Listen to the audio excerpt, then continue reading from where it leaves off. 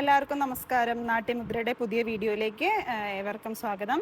ഇന്ന് ചെയ്യാൻ പോകുന്ന വീഡിയോയിൽ സംയുത ഹസ്തത്തെക്കുറിച്ചാണ് പറയുന്നത്. സംയുത ഹസ്തങ്ങൾ 24 എണ്ണമാണുള്ളത്. എങ്ങനെയാണ് ചെയ്യേണ്ടതെന്ന് നമുക്ക് നോക്കാം.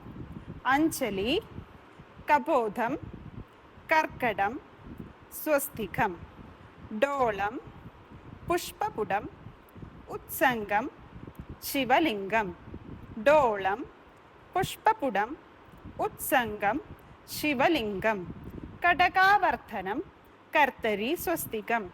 കടകാവർത്തനം, കർത്തരി, സ്വസ്തികം. ശകടം, ശംഖ്, ചക്രം, സംപുടം, പാശം, കീലകം. മത്സ്യം, കൂർമ്മം, വരാഹം, ഗരുഡം, നാഗബന്ധം. ഗട്വ, ബേരുണ്ടം, അവഹിതം. ഇത് എങ്ങനെയാണ് ശ്ലോകത്തിൽ ചെയ്യേണ്ടതെന്ന് നോക്കാം. അഞ്ജലിശ്ച കപോധശ്ച കർക്കട സ്വസ്തികസ്തഥാ ഡോളാഹസ്ത പുഷ്പപുട ഉത്സംഗ ശിവലിംഗകഃ. ഡോളാഹസ്ത പുഷ്പപുട ഉത്സംഗ ശിവലിംഗകഃ.